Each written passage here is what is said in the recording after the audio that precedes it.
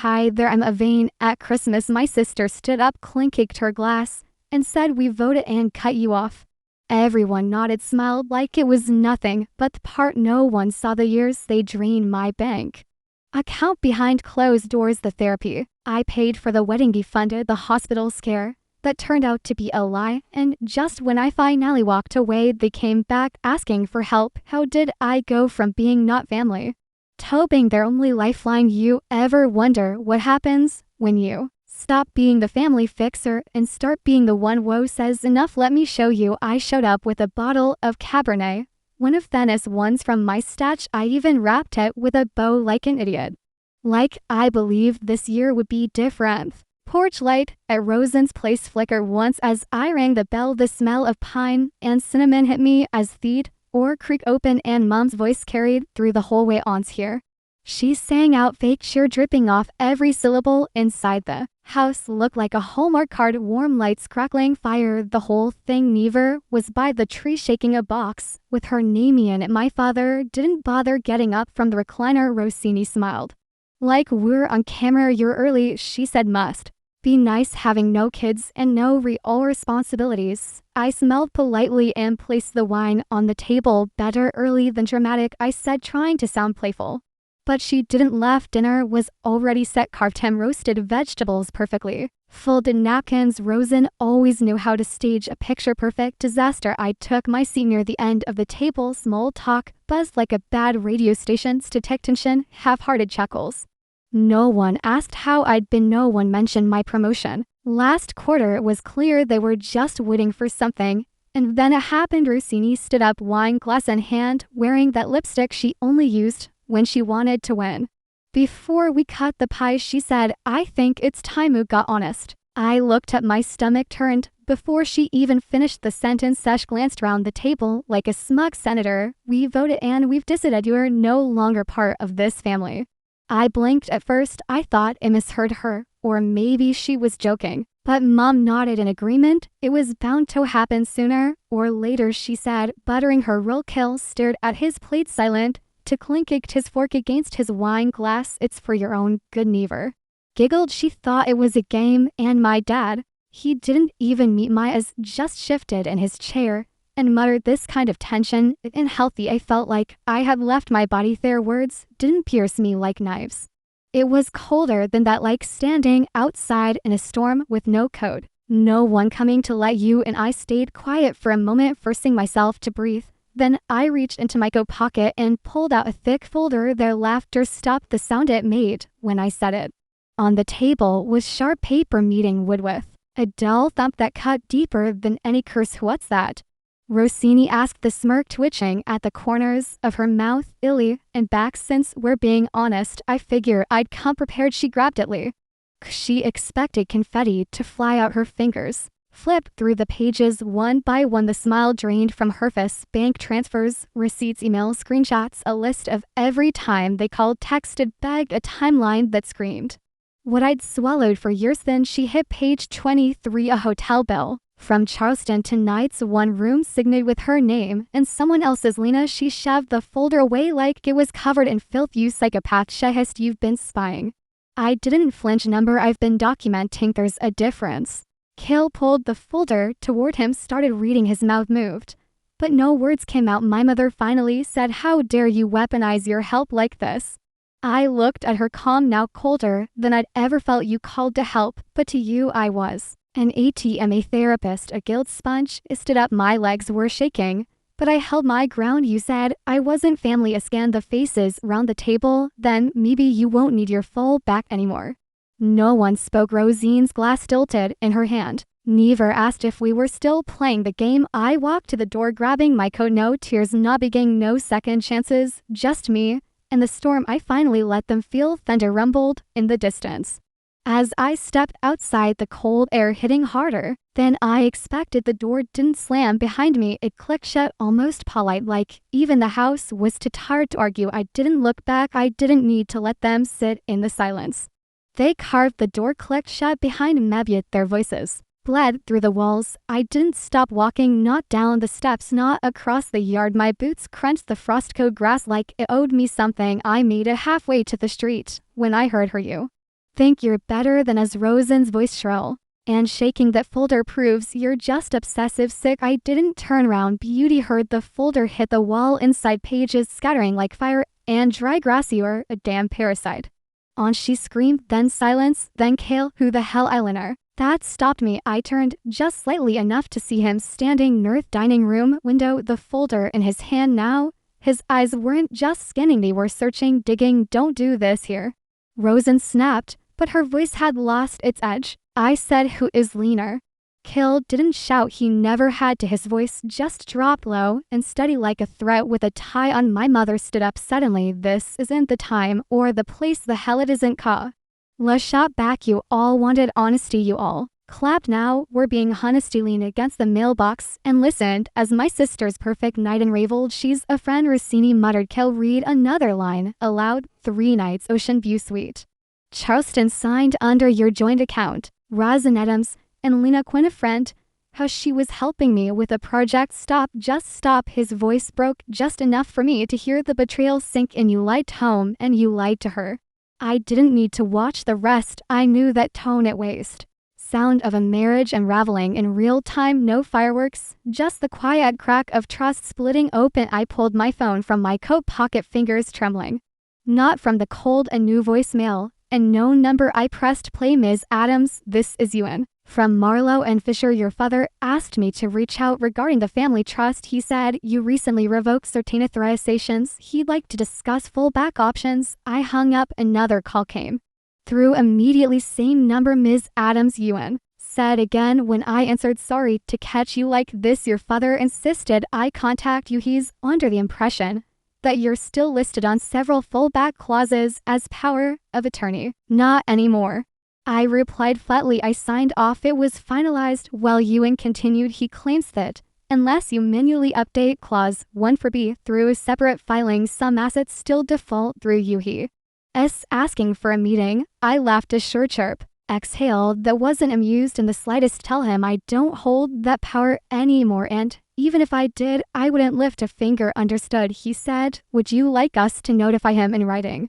No, I said, let him stew. I ended the call and stared at the quiet street a few houses down. Someone had one of those plastic reindeer sets lit up. Their nose blinked on and off like it was mocking me. Behind me, the house had gone still again. Not peaceful, just stunned. It took one last look and then walk. Not because I needed air, because staying would have meant seeing their faces after the truth scorched through their lies, and I'd already spent a life to mess. Willowing ash. My hands weren't shaking anymore. My breath came even, and I knew as sure as I knew my name that they didn't break me tonight. They just proved me right. I didn't have a destination, just distance from that house, from them, from the wreckage of what USO passed for family. I kept walking until the cold sobered the last of the adrenaline, until the sting in my chest stilled to something I could carry. Then I got in the car, started driving, not a word, anything, just away. I didn't go home. Instead, I drove without thinking past neighborhoods still glowing with lights through old streets where the pavement cracked in the same places it always had. My tires eventually found their way to the gravel shoulder by the lake, Dad's favorite spot back when I was too young to understand what peace actually meant. The water looked like glass under the moonlight, not a ripple, not a breeze, just stillness. I cut the engine and let these lints settle around me like a second skin. I used to come here when I needed clarity. Before job deadlines and overdraft notices, before they learned I could be counted on for everything and punished for the same reason. I leaned back in the driver's seat and stared at the black expanse ahead. The cold crept in through that cracked window. But I didn't roll it up. My mind didn't drift far before it landed right back on them. Not tonight, not Christmas, but every single time they asked, and I said yes. There was the time Dad called at 6:12 a.m. Just a little help, honey. The dental work wasn't covered after. Al said it like I'd offered first. Then came Mom's bill for a car I didn't open, for items I'd never seen. Just this once, she'd whispered like it was a secret between friends. Rosen's emergency therapy turned out to be energy healing with a life coach in California. I wired the money without asking, thinking maybe it was real, maybe she really was in trouble. Then came the tuition fees for neither. We wouldn't ask, Center said over the phone, but the scholarship didn't come through and you know how tight things are. Noon offered to pay anything back. No one ever asked if I could afford it. The gratitude, when it came, was hollow wrapped in guilt and expectation. Only you can help. You're the smart one. You have a good job. We don't. It always ended the same way, with my bank account lighter, my breath shorter, and my silence mistaken for consent. Once at a birthday party for neither, I brought a book as a gift, something I loved as a child. Rossini looked at it, then at me, and muttered, I guess we all give what we can. They used to tell me I was the backbone of the family. I didn't realize they meant the one carrying all the weight, until I couldn't stand upright anymore. I blinked, snapping back to the present, still gripping the steering wheel with both hands. My phone lit up again. This time it was a memory. 3 years ago, a photo of Dad in a hospital bed, looking pitiful and pale. The caption from Mom read, "We're at the don't know how long he has, please come." I remembered flying home that day, canceling meetings, moving a project deadline, rushing straight from the airport to the hospital in heels. I'd expected machines, beeping monitors, maybe in for instead. I found him watching a football game and complaining about the soup being cold. Oh, they were just being cautious, Mom said with a wave of her hand. Better safe than sorry, right? Safe, sure. I remember sitting in the waiting room afterwards, staring at the vending machine and realizing that my emergency was never really the emergency. I was the emergency contact, the fixer, the backup plan, not the otter, never the daughter. I turned off my phone and stepped out of the car, walking down the path to the edge of the lake. The wind cut across the water, numbing my face. I didn't care. For the first time all night, I wasn't angry, I wasn't sad, I was just stoned. They never needed me. I whispered into the dark. They needed what I could give, and I gave too much. 3 days passed like breath held too long. I barely left my apartment except to walk the dog and pretend normally still lived in my building. Asheville had turned bitterly cold, the kind that cracked your skin and crept into your bones. Even when wrapped in wool, the lake hadn't offered answers, but at least it hadn't asked anything of me. Then Center texted, "Let's meet, just us." No pressure. I stared at the message longer than I should have. My first instinct was to delete it. My second was to ask, "What do you want now?" But curiosity full that it is one, I chose a public place, a tiny cafe tucked on the quieter end of downtown. No risk of a scene, no audience from family, just two sisters playing pretend in a setting too cozy for confrontation. She was already there when I arrived, bundled in a cream coat, hands round a latte that had lasted steam. She looked up, eyes soft to soft. "I'm glad you came," she said, her voice smaller than I remembered. I sat across from her without taking off my scarf. "Let's not waste time." Senna smiled tightly. "Okay, look, about Christmas, that wasn't what it looked like." I raised an eyebrow. "Did someone hack your voice and make you say I wasn't family?" She flinched just slightly. It was heat of the moment. People were emotional. Rosen was pushing hard and you went along with it. I finished. Senna didn't deny it. Instead, she reached into her bag and pulled out a manila envelope. My stomach turned. "What is that?" I asked, not bothering to hit the edge in my voice. She slid it across the table. "It's paperwork, legal stuff, power of attorney documents. Dad wants to reinstate you. We figured maybe if we handled this first, we could talk easier." I didn't touch it. "So, this is what you meant by no pressure," I said, voice flat on. "We're all tired," she whispered. "You've always been the capable one. You understand how these things work. We just were scared." I leaned forward, lowering my voice. "You don't get to cut me out and then put me back in when it's convenient." Senna looked away. "It's not like that." I pushed the envelope back toward her. "It's exactly like that. You all clapped when Rosen made her little speech. You toasted to my absence, and now, what, you're here because Dad's scare of losing control of the trust fund." She didn't answer. "I'm not your legal shield anymore," I said, standing.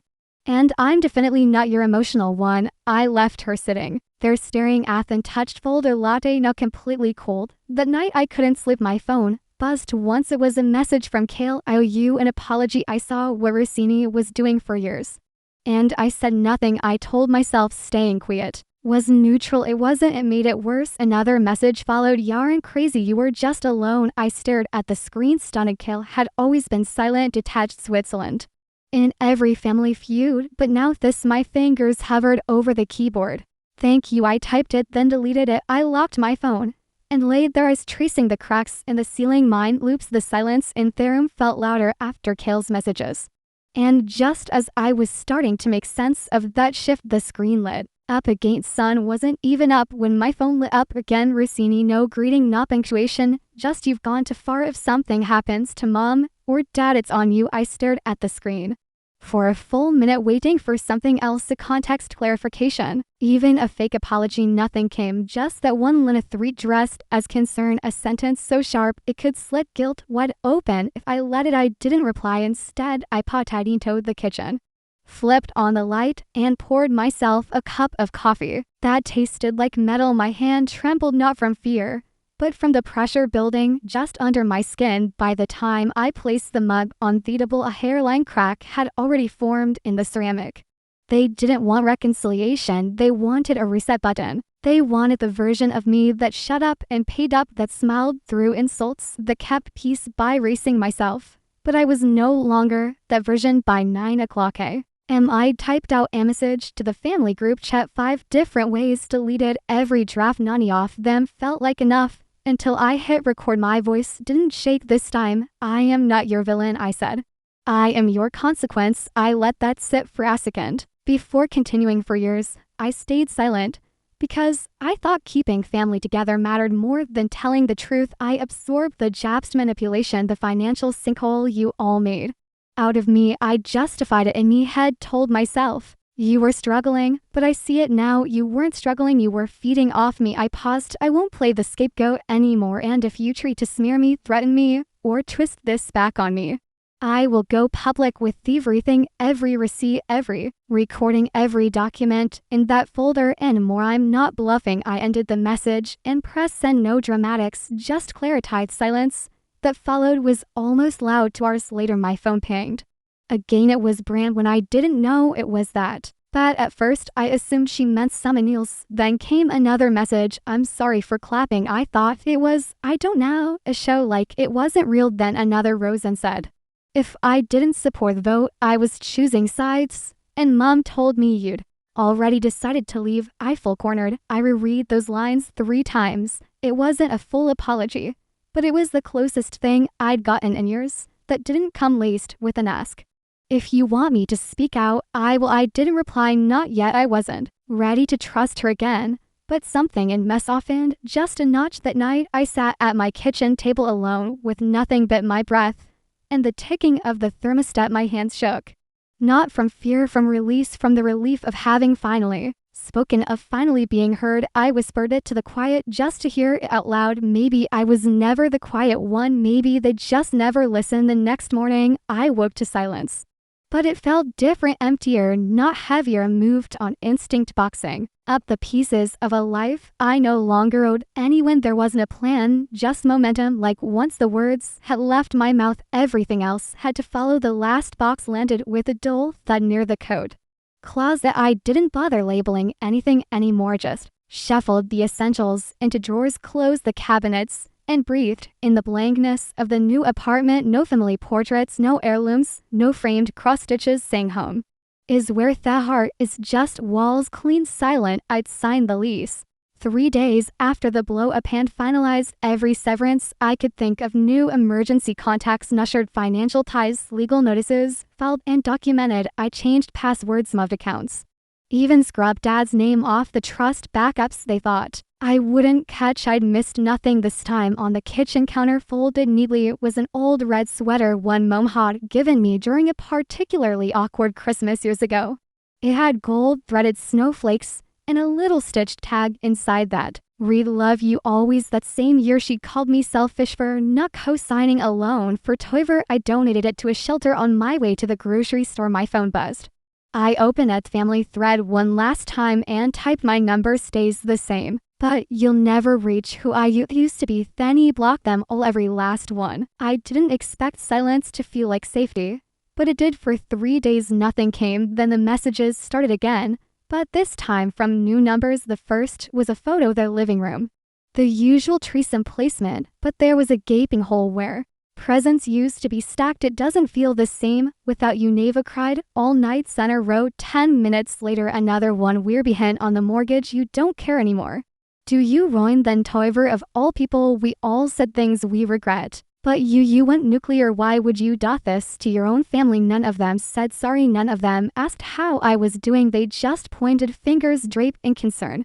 As if their discomfort was my crime, I stood at me new kitchen window, the city lights dimming behind mountain fog, and let the texts pile up like junk mail I'd never open. Then I poured a glass of wine, no holiday glacier this time, just a clean tumbler, and stepped out onto the balcony. The cold didn't bother me tonight, no music played, no messages popped in, and for once no voice inside me asked if I'd gone too far. They didn't want me healed, they wanted me manageable, and I finally understood the difference. A few nights later the cold started to feel familiar, almost welcome. I sat on the balcony longer than usual, watching the lights from the neighboring building flicker and off somewhere.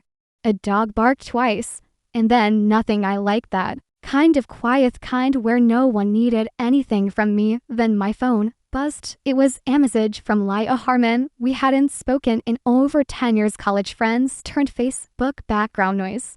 Hey Siri to ask, but are you okay? I heard you were going through something. Rosen messaged me, said you might be in a dark place, wanted to make sure you're safe. I didn't respond right away. I stared at the screen until it dimmed and locked. Sophos was her new game. I opened Messenger, another one, and another people I hadn't talked to in ages, some from high school, others from a job I'd left long ago, all with eerily similar messages. She said, you've been isolating, that you might be overwhelmed.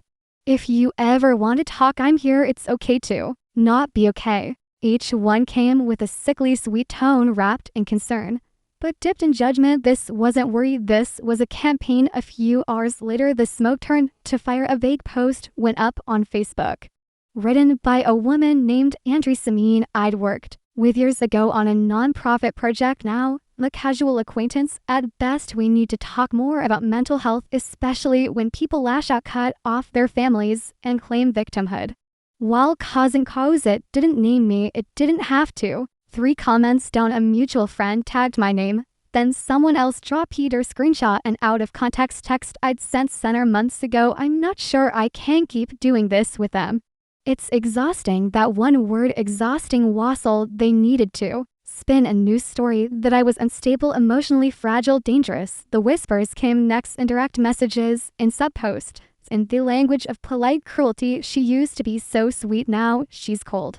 It's the holidays. Who cuts off their family at Christmas? Maybe she needs help. Then a comment from Aunt Fee, who hadn't spoken to me since I was a teenager. We should all just pray for her. I didn't cry, I didn't rage. I opened my laptop instead and started drafting a public response, something sharp, articulate, laced with proof.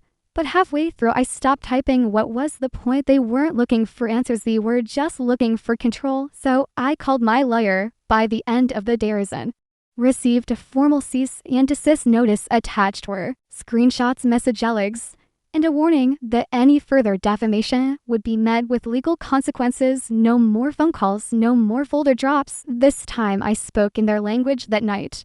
As the final email was sent, I whispered to myself, you're not winning, you're gasping. And the silence that followed it told me she heard. The silence didn't last long. 2 days after I sent the cease and desist, there was a knock at my door. 3 sharp raps followed by nothing. I wasn't expecting anyone. I checked the peephole, heart tightening. It was Branwen. She stood there with a duffel bag slung over her shoulder and a tote that looked like it had been hastily packed. Her face was blotchy, eyes swollen, mascara smudged, no smile. Just exhaustion. I'm sorry for showing up like this, she said. As I opened the door, I stepped aside. Without asking, she walked in slowly, like her limbs were heavy. I didn't speak, not yet, just waited. She stood in the middle of my living room for a moment, then finally whispered, I can't stay with the man anymore. It's poisoned, all of it. I nodded once, then locked the door behind her. We sat down side by side on the couch like old friends who forgot how to start over. It was a long time before she spoke again. I should have said something sooner, Branwen murmured. But after I messaged you, Rosen found out. I looked at her, my chest tightening. She cornered me in the kitchen. She continued, her voice shaking, said, if I ever contacted you again, she'd cut me off completely, told me I was choosing a traitor. Then Mom chimed and said loyalty meant silence. Branwen Paused, eyes glassy. Don't think I ever realized how deep it went. The control, the fear. Yeah, I said softly. It's easy not to see it until you're the target. She looked at me, then really looked left. He's staying at a friend's place, he told me. Rosen tried to push him to write a statement about your mental instability. He refused. My throat burned. Branwen reached into her bag and handed me a folded piece of paper, a printed email. A full thread of messages from Senna, from Rosen, each one nastier than the last, gaslighting through its manipulation. You were right, she said, about everything, and I'm done pretending to. I didn't realize how much I needed to hear those words until they left her lips later. That night, another message came in from Rosen. You turned Harry against us, just like you poisoned everything. I didn't hesitate. You did it all by yourself. Then I blocked her phone, email, every platform. I opened a document I'd been sitting on for weeks, a formal affidavit in support of Cale's divorce. Filing, I signed it, scanned it, sent it to his lawyer, done. Branwen and I sat on the balcony. The evening the sky bruised with January cold, I brought her a blanket. She didn't thank me with words, just tucked it around herself and leaned back in the chair beside mine. We didn't talk, we didn't need to, because for the first time the silence between us didn't feel like avoidance, it felt like peace. You're safe here, I said, after a while. For real this time? She nodded, exhaling slow, and I realized quietly that maybe I was safe too. 2 weeks later, I found the letter in my mailbox, tucked between a utilities bill and a coupon booklet. No return address, just my name handwritten in a familiar tilted script that stopped. Meckled, I stood there on the steps outside my building, fingers tightening round the envelope. My first instinct was to toss it. Trash can was only 6 steps away. But something in me said, read it, not for them, for me. I walked upstairs, placed it on the counter, stared at it for an hour while the tea water cooled. Then I sat, opened the flap carefully, and unfolded the first page. We miss you every day.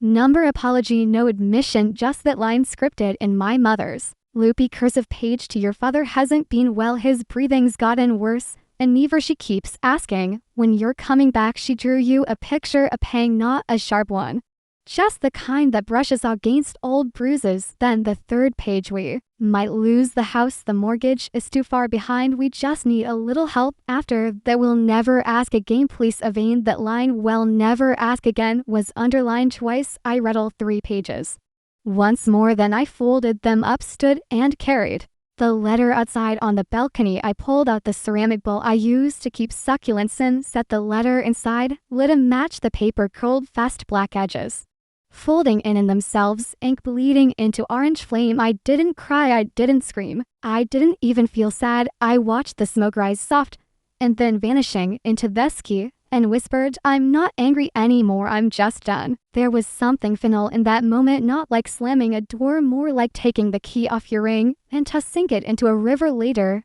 that night, I found an old emergency contact form I'd left half filled in a drawer. I pulled it out, crossed off every old name, wrote in my own me. Finally me. A few days after that, Branwen asked me if I could walk Never to school. She had a shift and didn't want to leave her daughter with a sitter. I agreed without thinking. It wasn't an obligation, it was a choice. Neva held my hand the whole walk, skipping every third step. When we got to the gate, she looked up at me with that soft, curious staring only kids can manage. Will I see you at my birthday, she asked. I smiled, crouching down so we were eye level. Only if I'm invited, she nodded, then ran toward her class. I stood there for a minute, just watching her disappear into a crowd of color and chatter. When I turned to head home, the clouds were finally breaking, sunlight threading through the grays, low and golden, and for once the end didn't feel like a collapse, it felt like a clearing. Maybe you've been the one keeping it all together, maybe you've stayed silent to keep the peace until you realized the silence was costing you your peace. For years, I thought love meant sacrifice, that being the strong one meant absorbing every blow, cleaning up every mess, carrying the weight without ever asking for help. But here's what I learned: being strong isn't about how much you can endure, it's about knowing when enough is enough. It's about choosing yourself without apology. Sometimes family won't understand your boundaries because they were the ones who benefited from you not having any. And when you finally draw that line, they'll call it betrayal, but it's not, it's healing. I don't share this story to be dramatic. I share it for anyone who's ever felt guilty for walking away, for saying no, for protecting their peace. You are not selfish for outgrowing dysfunction. You are not heartless for demanding respect, and you are not alone. So let me ask you, have you ever had to choose between peace and people, between protecting your boundaries and preserving a relationship? I'd love to hear your thoughts. Drop a comment below. Just type one of this three. Hit home or let me know what city or state you're watching from. I read every comment seriously, and if this video gave you something to think about, maybe strength, maybe a little clarity, then don't forget to hit that subscribe button so you don't miss the next story, because trust me, you're not the only one are building, and you deserve to write your next chapter. Your